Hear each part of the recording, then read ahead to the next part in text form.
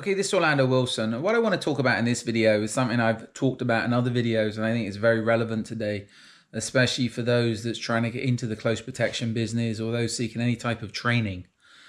And that is, you need to ensure more than anything in the close protection business that the instructors that's teaching the courses that you want to attend actually have the experience of working in the relevant areas of the close protection business that you want to be getting into or they're claiming to be experts on.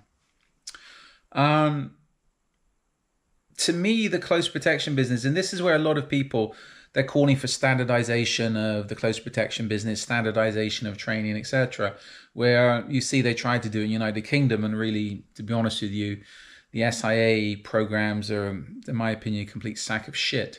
By trying to standardize a very diverse industry, and the close protection business is very diverse just due to the natures of the different environments you can be working in, the natures of the clients, etc. It's not something to me which you can standardize.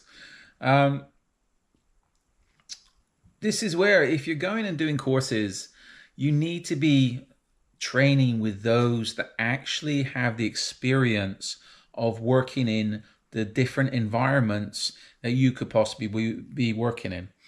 For example, working in celebrity protection is different than corporate.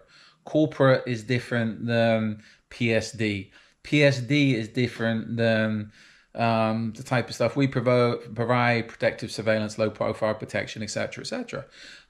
There I've just touched on 4 different areas where are very, very diverse. They're very different to each other. And if somebody, and this is the usual problem, you have somebody that's coming from a police or military background. They've done all their time in the police and military, and now they're teaching close protection courses. They have no experience or limited experience of working in the commercial sector.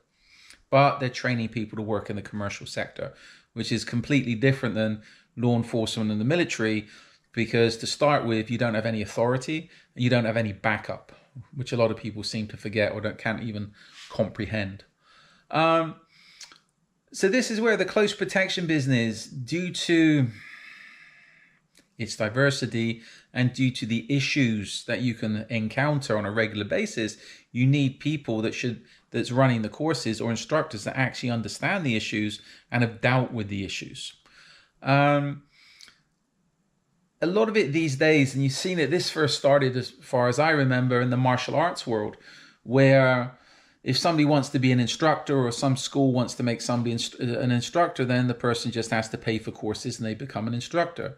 There's certain security schools doing this for firearms instructors. And I also understand close protection instructors, where if you go and pay them and do their basic course, intermediate course, advanced course, and you spend enough money with them, then they'll offer you an instructor's course, and you do the instructor's course and you become an instructor, etc. There's some martial arts systems that do the same. You put in the basic work, you pay for the course, you pay for your training, then you can go and pay to do an instructor's course. And you tick the boxes, they give you all the lesson plans, etc., and you teach what you've told to be taught. This is where a lot of instructors, firearms, martial arts,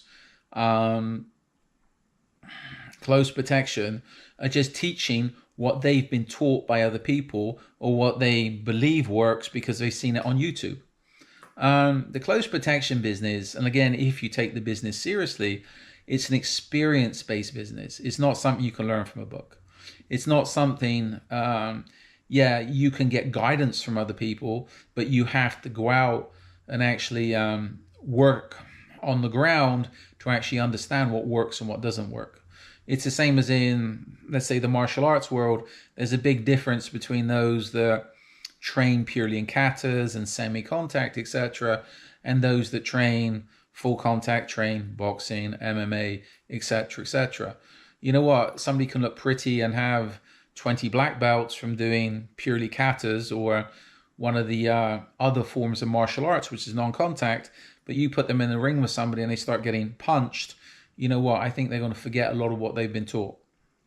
And their black belts are not going to be much good apart from bandaging up their cuts and bruises, right? So this is where there's a lot of instructors in the close protection business that shouldn't be teaching what they're teaching.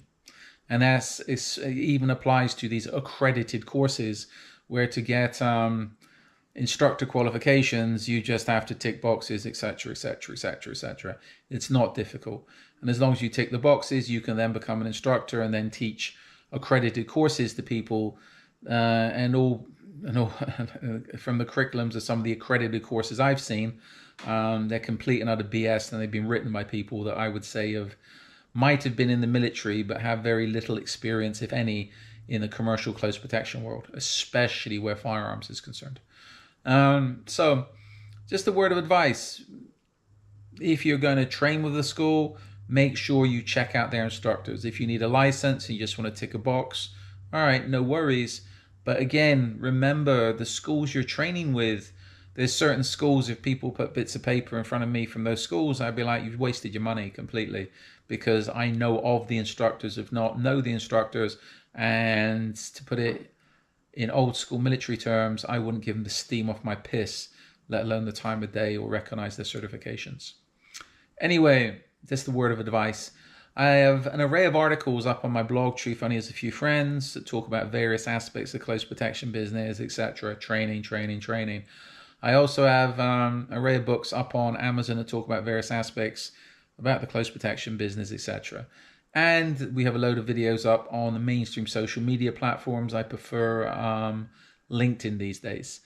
So follow us along on social media. There's enough content up there to answer a lot of your questions if you have questions. And if you still have questions, feel free to reach out to me. We are offering our training courses now again in 2025. We've been moving pretty slow the past few years on the training because we've been busy.